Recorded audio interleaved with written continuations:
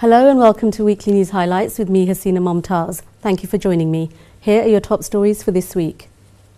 More than 600,000 teenagers in England, Wales and Northern Ireland received their GCSE results last week. Head teachers said that changes in the marking system have caused a lot of turbulence in grades. About two-thirds of exam entries were graded between an A star and a C, which is a decrease on last year. And the proportion getting an A star or an A fell from 22.4% to 21.3%. The overall pass rate also fell marginally for the first time in the exam's 25-year history. The results also show more pupils are taking exams early, particularly in maths and English, as well as a rise in resits.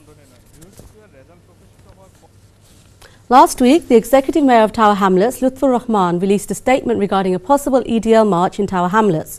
He said that since the terrible murder of drummer Lee Rigby in the neighbouring borough of Greenwich, he has been concerned that far-right extremists in the English Defence League, the EDL, might seek to exploit the situation further.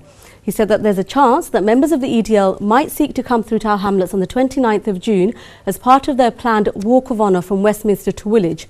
He stated that he has been assured that a comprehensive policing plan is in place to manage any increase in tension as a result of EDL activity and to provide reassurance to the community.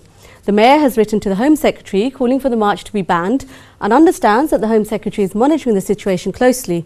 He has asked for all sections of the community to remain united against any attempts to divide or disrupt our communities. An Egyptian court has ordered the release on bail of former President Hosni Mubarak. He was being held in a corruption case. Reports suggest he may be freed from jail, but officials say he'll be put under house arrest.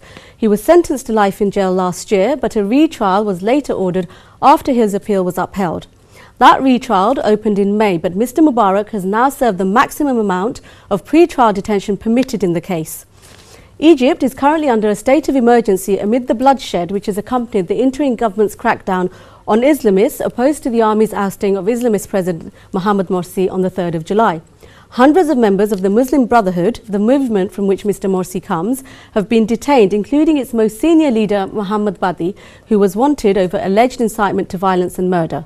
Analysts say that Mr. Mubarak's release, if it happens, would be seen by many as a sign that the military is rolling back the changes that came about as a result of the 2011 uprising.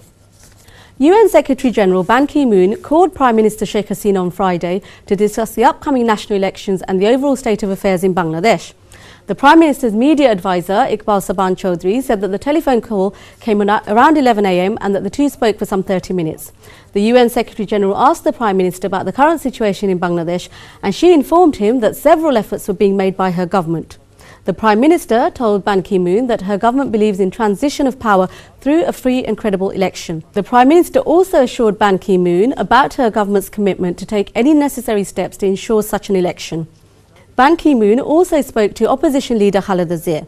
The BNP's acting secretary, General Mirza Fakhrul Islam Alamgir, said that the UN chief called her at around 6:45 p.m. on Friday, and they too spoke for about 30 minutes.